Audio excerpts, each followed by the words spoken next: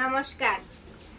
বুলটি বুলটি ঘোষ ইউটিউবে আপনাদেরকে সকলকে স্বাগত জানিয়ে আজকে নতুন একটা ভিডিও করছি আমের রেসিপি। এই যে গাছ থেকে টাটকা টাটকা আম নিয়ে এসেছি, আপনাদেরকে পাকা আমের আমসত্ত্ব বানিয়ে দেখাবো। নমস্কার বন্ধুরা, দেখতেই পাচ্ছেন নিজেদের গাছের আম বাগান থেকে কতগুলো পাকা আম ভেঙে এনেছি।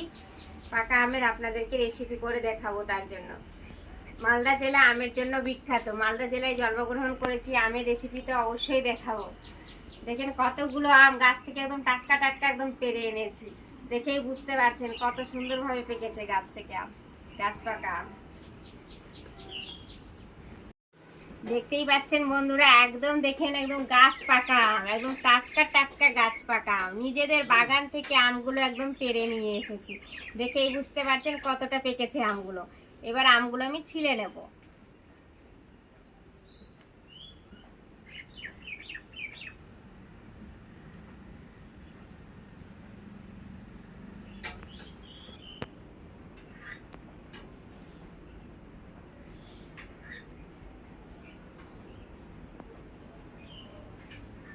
দেখেন বন্ধুরা, আমগুলো আমি ছিলে নিয়েছি, এবার রেখে দেব। এইভাবে করে আমি সম্পূর্ণ আম আমি ছিলে নেব। বন্ধুরা, আমি সম্পূর্ণ আম ছিলে নিয়েছি। এবার আমি আমটাকে একে একে করে করে নেব, আটি আর আমটাকে ভালোভাবে একদম রস বের করে নেব আম থেকে। এইভাবে করে আমি সম্পূর্ণ আমের রস বের করে নেব। সম্পূর্ণ আম আমি একেবারে গেড়ে নিয়েছি, ভালোভাবে করে নিয়েছি। পুরো আম একদম হয়ে গেছে, গাঢ়া হয়ে গেছে। এবার আমি ছেঁকে নেব, অল্প অল্প করে আম নিয়ে ছেঁকে নেব। এরকম ছাঁকনি নিয়েছি, এভাবে করে সম্পূর্ণ আমের কাঠ বের করে নেব। কাঠ আর আমের আঁশগুলো একদম আলাদা আলাদা হয়ে যাবে। সম্পূর্ণ আম আমি এভাবে ছেঁকে নেব। বন্ধুরা, দেখতেই পাচ্ছেন কত আমের আঁশগুলো বেরিয়েছে। এবার আমি একে ফেলে দেব। এই যে দেখতে পাচ্ছেন আমের কাঠ তৈরি হয়েছে, খুব সুন্দরভাবে আমের কাঠটা তৈরি করে নিয়েছি। এটা আমসত্ত্বর জন্য থালাটা নিয়েছি, অল্প সরিষার তেল দিয়ে দেব, ভালোভাবে মাখিয়ে নেব।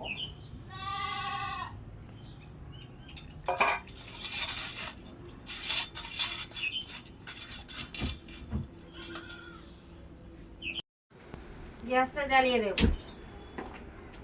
আমের কাঠটা যে নিয়েছি ঢেলে দেব।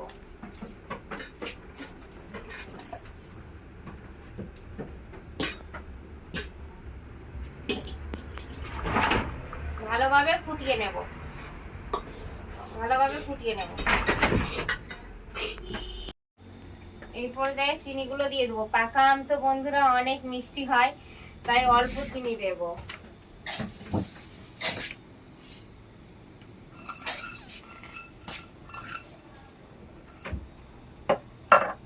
ভালোভাবে নেড়ে নেব, চিনিটা একদম গলিয়ে নেব।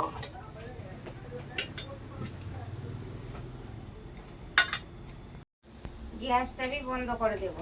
এবার আমি ঢেলে নেব।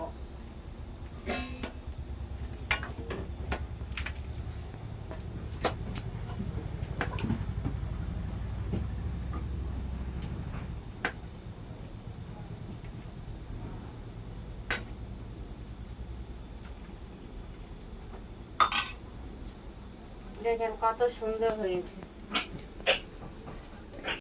বন্ধুরা, দেখতেই পাচ্ছেন একদম আমটা একদম অনেকটাই আমি ঘন করে নিয়েছি।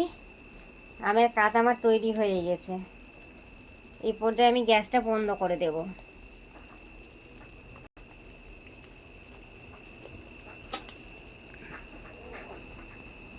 এবার আমি ঢেলে নেব।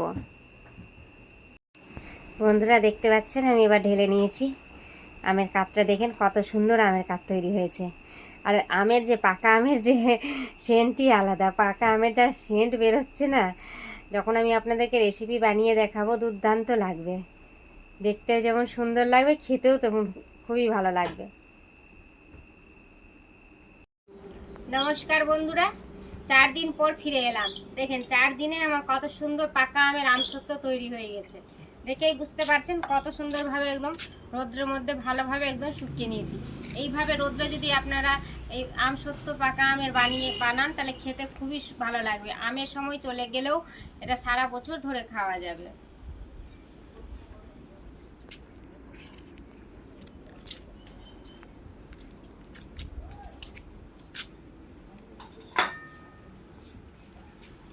আপনাদেরকে আমি ছাড়িয়ে দেখাচ্ছি।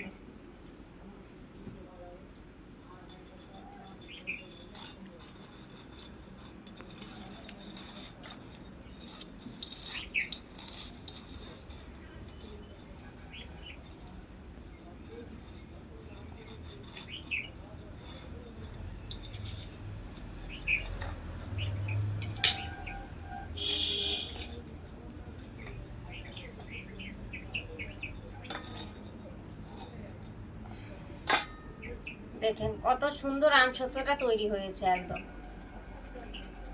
দেখেই বুঝতে পারছেন একদম ভালো মতন করে আমসত্ত্বটা একদম হয়ে গেছে। দেখতেই পেলেন, খুব অল্প সময়ের মধ্যে পাকা আমের আমসত্ত্ব এইভাবে বানিয়ে খাবেন। দেখেন কত সুন্দর হয়েছে। এবার আমি এইগুলোকে পিস পিস করে কেটে নেব। আপনারা যে কোনোভাবে ডিজাইন করে কাটতে পারেন।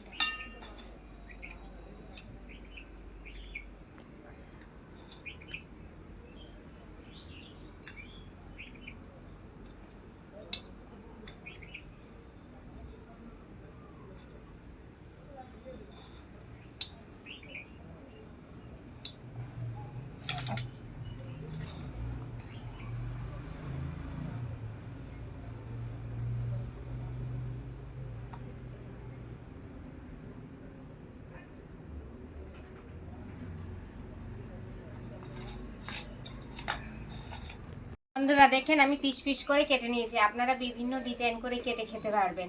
আর এই পাকা আমের আমসত্ত্বটা সারা বছর ভালো থাকবে। আপনারা সারা বছর ধরে বানিয়ে খেতে পারবেন। আপনাদের এই আমি আপনাদের খেয়ে দেখাচ্ছি।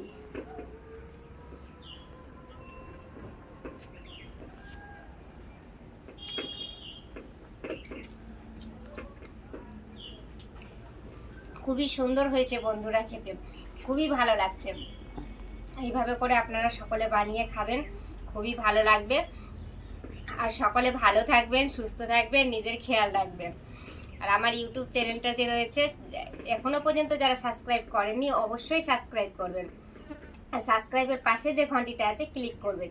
নিত্য নতুন ভিডিও পেতে অবশ্যই লাইক ও শেয়ার করবেন। আর আমার এই যে পাকা আমের আমসত্ত্বটা আপনাদের কেমন লাগলো অবশ্যই কমেন্টে জানাবেন। আর বেশি বেশি করে শেয়ার করে দিবেন, যাতে সকলের কাছে আমার ভিডিওটা পৌঁছে যায়। নমস্কার।